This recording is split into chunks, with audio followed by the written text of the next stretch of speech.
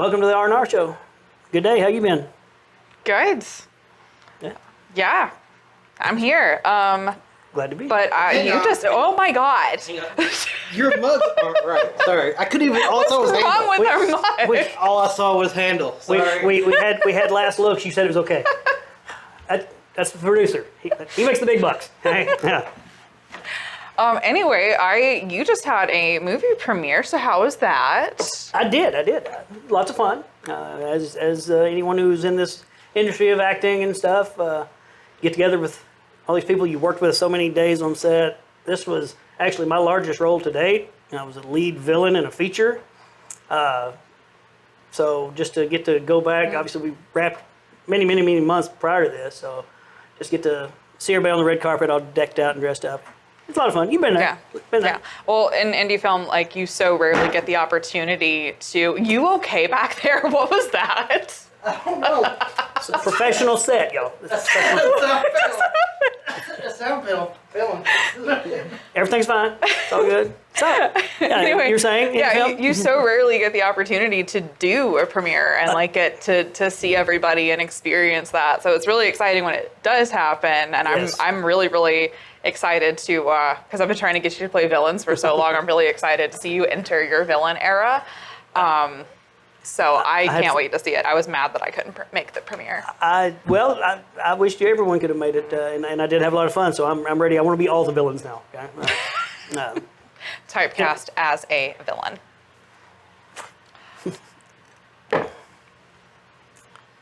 What are you doing? He's trying to make sure that don't fall again. No, he's not. What is he doing? He's doing this. He's one of you.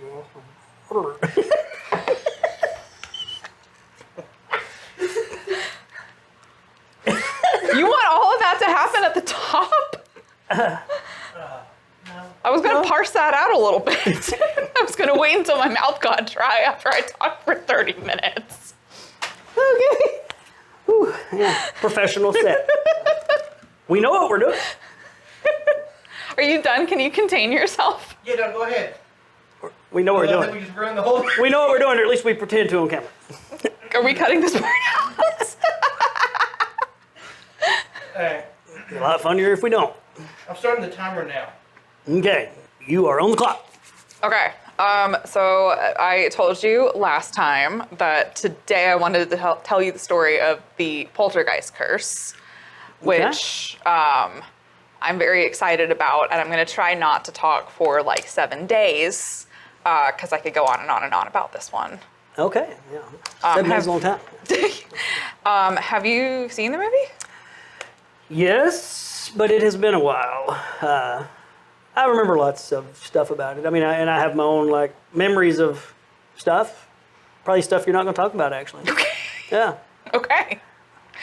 Well, yeah, I will jump right into it. So the Poltergeist franchise has this lore around it where they claim that it's got a curse because of a series of events, unfortunately, that have occurred around the film and to people who were involved with it. So the Poltergeist franchise launched in 1982, and the first movie follows the Freeling family as they try to deal with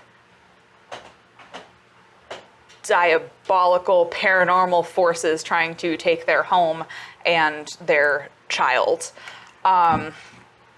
It was produced by Steven Spielberg, and it was actually like going simultaneously with E.T., which was an interesting choice. Yeah. And he contractually was not allowed to direct 2 movies at one time.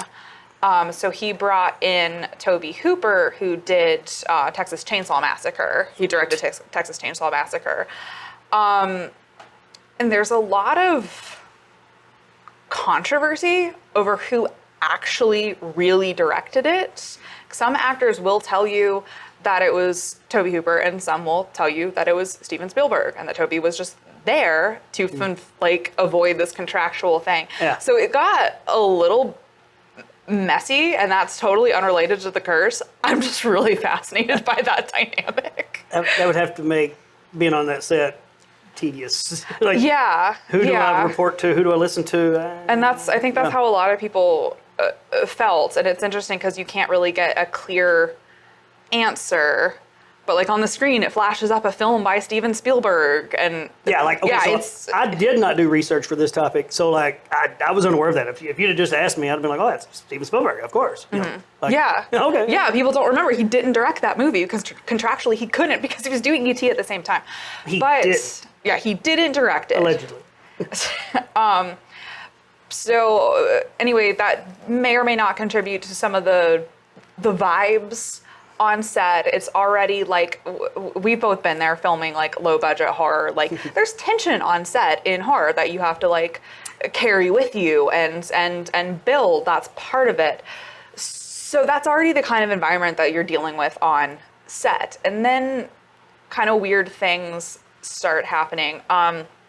So the son, Robbie Freeling, in the scene where he's attacked by the clown. Do you remember that scene? Okay. I love clowns. I hate clowns so much. So he's got, Robbie is played by Oliver Robbins, and he has a scene where he is attacked and strangled by a clown doll. And because clowns are terrifying and demonic. My own heart right there. Yeah. Horrible. The problem is, in the scene, while they were filming, the mechanical doll malfunctioned and actually was strangling him. Okay. And see, horrifying. Yeah. Say no to clowns. So the arms are like closing around his neck for real, strangling him. He's trying to like gasp for air and get help. Steven Spielberg. They're rolling on this. They're rolling. Oh my Steven God. Spielberg doesn't realize that he's not acting. This kid's the greatest actor ever. Like, they don't realize until he starts to turn blue that something's wrong. Oh my God. And that's when they get the doll off of him. So that happened. Wow. Yeah. Throughout filming, Jo Beth Williams, who plays Diane Freeling, was staying on a rental property in LA, and she says that there was like a kind of a heavy feeling on set all the time. Again, it's a horror movie. Yeah. But also, when she went home to her rental property, she said that every night all her pictures were crooked throughout the whole thing, and she would straighten them Every night. and then come back, and they would be crooked again. Lots of mini earthquakes, maybe? Or she have a roommate, friend, somebody messing with her? That's all I got for you. Creepy. Yeah. Set up. Like somebody did it to her to add to the lore. They were sending a PA just every night. Yeah, I've done a lot of PA stuff before. No one's ever asked me to do that yet, but I would totally do that just to mess with someone. Then we all remember the incredibly famous scene at the end of the movie where all the mud in the pool, the unfinished pool in the background, and the bodies, because the house is haunted, spoilers, the house is haunted because it was built on a cemetery, and the bodies start rising up out of the ground in a rainstorm, and she falls into the pool. Cool. She didn't want to get into the pool because like there were a bunch of lights, so she was afraid of like getting electrocuted. So to get her in the pool, Steven Spielberg got in there with her. Now that's a real director. Mm-hmm. I mean. Yeah, don't make your actor do something that you wouldn't do. Yeah. So he didn't direct. Yeah, well, he was the producer, so I'll give him that one. Hey, water and lights, not a good combo. Not a good combo. At the time that she filmed that scene, she says that in her young Hollywood naivete, she fully believed that the skeletons were fake, that they were rubber. They were not. They were real skeletons. I had heard this part before. I knew that. Like, yeah. She found that out afterwards. She claims that the crew found that out afterwards too. I have a lot of questions about the use of real skeletons in Hollywood, but this is the point where people are like, oh, it's cursed because of these skeletons. And this is where it starts really taking off with the lore. I hate to interrupt, the disturbing part to me is that I'm a live actor and I can't get to Hollywood.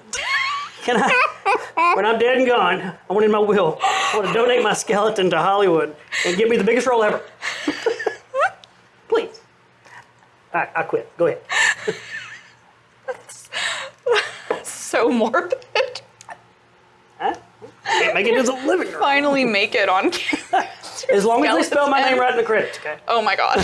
They don't spell your name in the right Skeleton in the number credits 3, Ronnie L. Cleary. ever. Ronnie Clearly. Just my luck. Anyway, I'll not interrupt.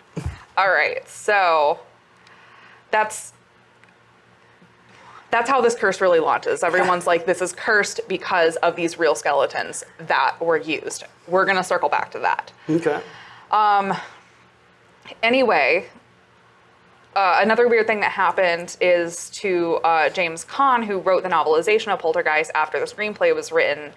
And in a Reddit AMA, he says he can't really say anything about the filming, but when he was writing the line in the book, lightning streaked the sky, a huge bolt of lightning and simultaneous thunder hit the building, all the lights went out, and when they came on a minute later, all the video games in the office I was in started playing themselves.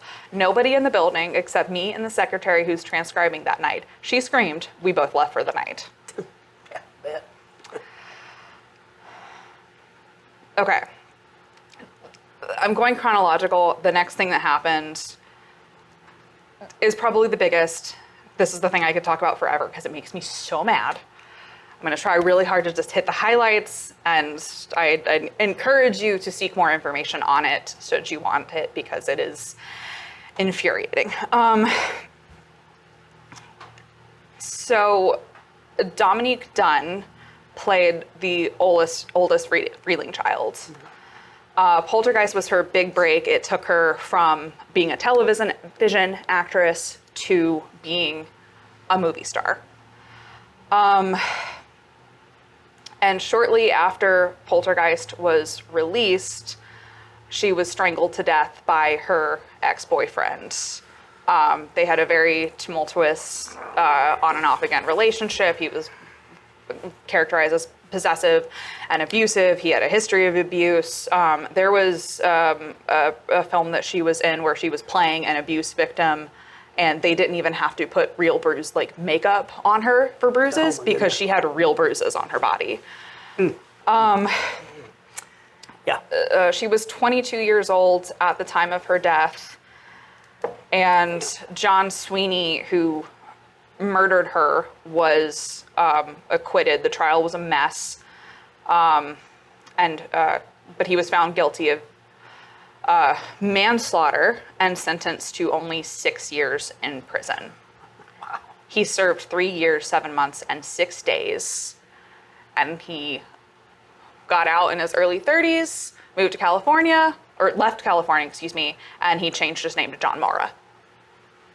So he's still alive, just out in the world. Okay. 10.5 minutes. Oh God. Thank you. Producer. Big bucks. So they move on to make Poltergeist 2. And that's when things really start to go off the rails. The cast and crew talk about there being a really dark, heavy presence on set. There was a scene, or a whole day's filming, where the film stock came out completely black, and they had to reshoot the entire day, and it cost an extra $100,000.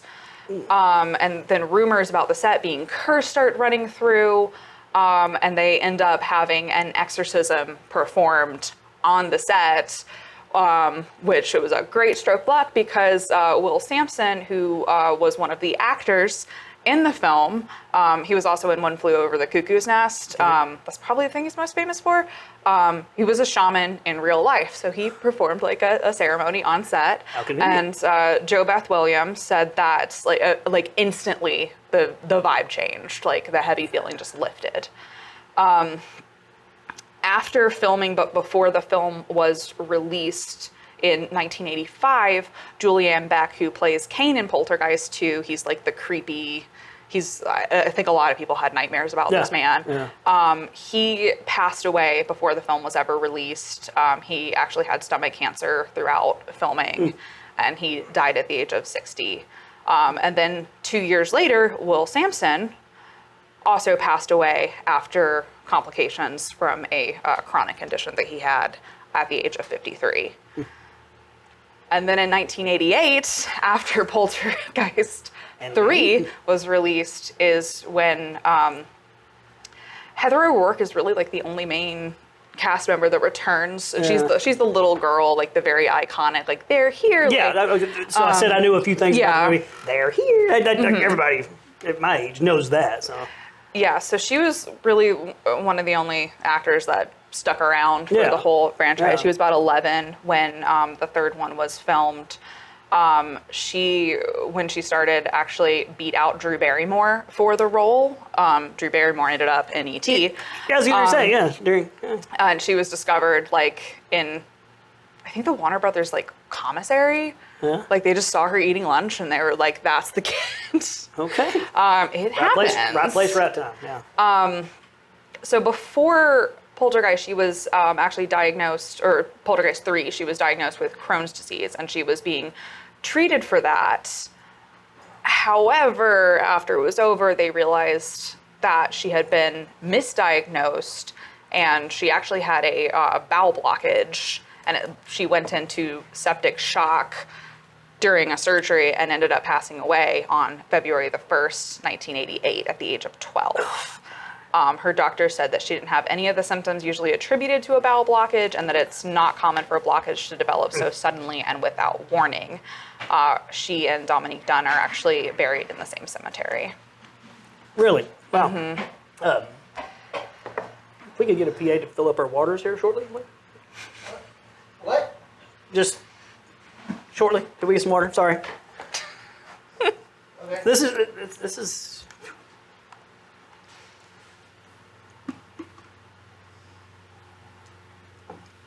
PA. Thank you. 14 minutes. 2 and 3 would be great. Copy. Yeah, thank you. And that was the last Poltergeist movie as part of the trilogy that was filmed. Good. There's rumor that they finished filming it with a body double, which having to make that decision, oh my God. That's so stressful. I mean, I get that makes my skin the crawl. business side of that, but man, That's hard. I can't imagine That's a being hard on that call. set. It's hard enough to hear about it. I can't imagine having to work on that set. Cast, crew, all around. Just Being on that set for the second one after what happened to Yeah. Dominique Dunn would be just heartbreaking. You have such a special bond with the people that you make films with. It just Absolutely. it's horrifying. So even though there were no movies made, weird things continue to happen to people involved in it. In 1982, Richard Lawson, who played Ryan, which is one of the investigators who came in the first movie to try and solve the paranormal happenings, he, in 1992, boarded Flight 405 to Cleveland. He had switched to the flight last minute to beat a snowstorm, and then a flight attendant recognized him and bumped him to first class, meaning he was now in the first row. The plane took off, made it 50 feet in the air, veered sharply to the left. The plane bounced several times on the runway and then began to flip. He said, "I heard the ground being chewed up. The whole world was turning over in slow motion. The next thing I knew, I was underwater." so he survived this. He survived, Okay. likely because he was he had switched seats Yeah. and he was in the front. Obviously, I thought that was going somewhere different when you started. No, he talking about survived. it. He Okay. survived. Well, There were 24 survivors, but unfortunately, 27 people lost their lives on Flight 405. terrible.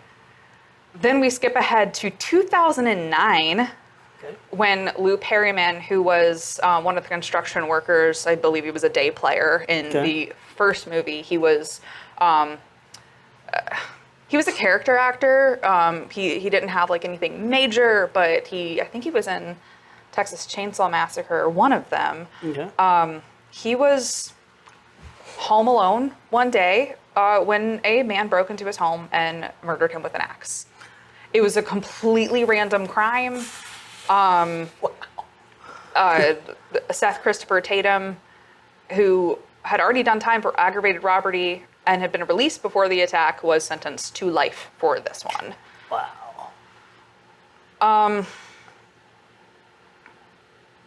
And then we jump ahead again to 2015, when they rebooted Poltergeist. Good idea, Hollywood. And director Gil Kenan says he experienced supernatural phenomenon while he was filming the reboot. He says equipment would fail constantly and then start working again as soon as it was offset. Lights are being blown, their drones failing, all kinds of things are happening. But they also allegedly chose to film specifically on a plot of land that was haunted. So A lot of this sounds convenient. it seems it's suspicious. Yeah, It's suspicious. It's a suspicious marketing tactic. Yes. It feels like they're capitalizing on kind of in a very icky way. Yeah. He also claims that he was being haunted in his Airbnb by a woman that followed him home or something. I don't know. That was really fishy to me. I'm not saying it didn't happen. Yeah, it just feels like maybe that was a different haunting, or maybe you just wanted a cool story to tell to tie yours in to the rest of this curse where a bunch of people keep that story alive. died. I don't know. I don't know. That one's fishy to me. Yeah. Not saying it didn't happen. It's just fishy. Also, I didn't even remember that they rebooted that movie. Yeah. You guys about done? I got one You got one more? one little thing. One more. So that pretty much brings us up to date. Okay. I did read a rumor that they're going to try to reboot it again. That was announced last year. Is there a casting call for that? We'll see what happens. Do they get another murder clown? I mean, You would join? You would join it? No. Oh, absolutely. No. Okay. 100%. If anyone watches this, they can get me involved. I am in. I've had a good run. So, I mean, at this point, it comes down to, do we really believe that there's a curse involved in this, and is it legitimate? Because a lot of this is, after the second one, there's just multiple headlines of just this person involved in this franchise died, this person involved in this franchise dies, and you're just seeing that over and over and over and also over from again. 82 till now, I mean, I'm sorry, old age is going to get all of us one day, or something's going to get us, but it's cool for someone to keep compiling this list, but Yeah. I'm not saying it's not a real curse. It's I'm just interesting. saying some of this stuff seems like natural causes. Anyway. Yeah, it's interesting to think about, and I can definitely see kind of where the lore started and how it snowballed, and then how people are trying to be involved in it. But the thing I want to end on is the skeletons, which are allegedly the source of this curse. Special effects makeup artist Craig Reardon says he feels like he gets unfairly blamed for the curse for using the real skeletons. However, that was common practice at the time. But it's got this now super salacious thing involved in it, and it's taken on a lots life of other of its film own. franchises should be cursed because they were doing the same thing. Exactly. It wasn't uncommon, and just, I don't know, I feel really bad for him. He says that there was a 2002 documentary on this curse and the making of Poltergeist, and he talks about where he feels like his interview got used in such a way to perpetuate this curse when he doesn't believe in it. But also, that's the...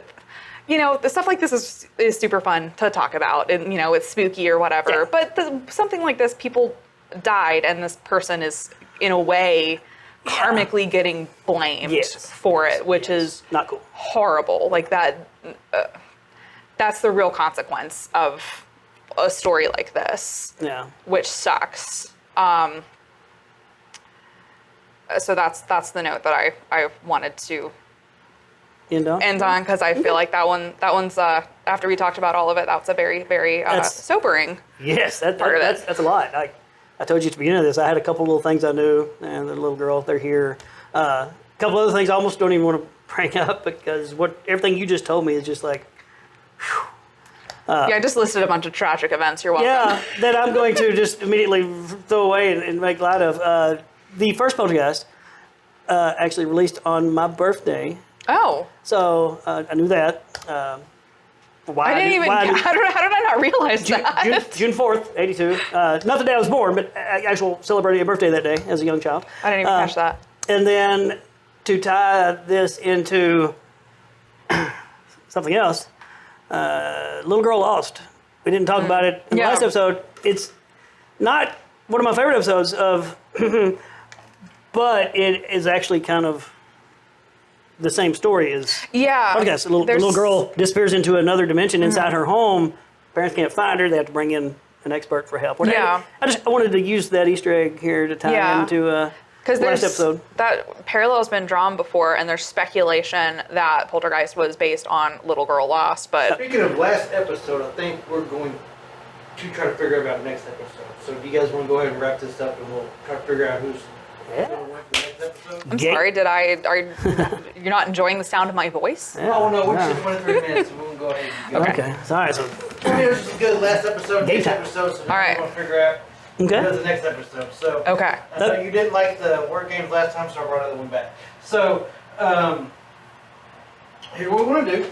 I'm scared. Great job on this episode, by the way. I'm scared. That was cool. Go back and forth. We'll start with Rena.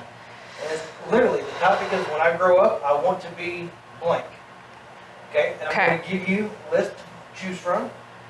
You guess one. If you get it right, I'll fill it in. You get a point. If you get it wrong, it goes to Ronnie. At the end, whoever has the most points wins. All right. I understand 30% of what is happening, but I'll try. So there's multiple answers. Yeah, but I'm actually giving you the first letter of everything. So okay. Cool. I'm still scared. I'm bad at things. All right. So when I grow up, I want to be a blank. So there's 7 answers. Astronaut. Astronaut. Really? Okay. Wow. I'm gonna start at the top. Doctor. I gotta believe. Doctor, not astronaut? Come on, kids. I Who did we ask? All right. We asked me, so it cannot be right. All right, Rena, on you now. I know a couple of these. You better get some of these, or I'm gonna clean the board. Wait, okay, so Sean, you're the one who came up with this list, so I have to get inside the mind of Sean. Google helped me, so it's okay. Teacher. Nice. All right, 1 point for Rena. Ronnie, back to you. Fireman. There's 2 A's and none of them are astronaut? That's lame. I was shocked. Dream bigger. Whose turn is it? Yours. Oh, Yours. police officer.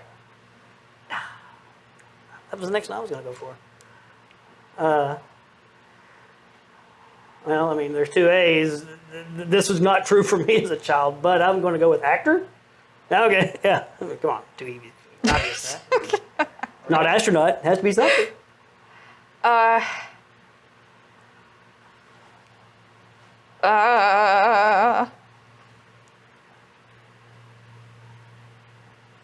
Pilot? Oh, good one. Oh man. That's my son's dream. So. I'm still so insanely offended that astronaut's not on here. Who gets this last A? It's on you, Ronnie. Astronomer. Rena, you can win here. Accountant. Athlete. There you go. There we go. All right. Ah, I don't know why I didn't think of that sooner. So Duh. Ronnie is the winner.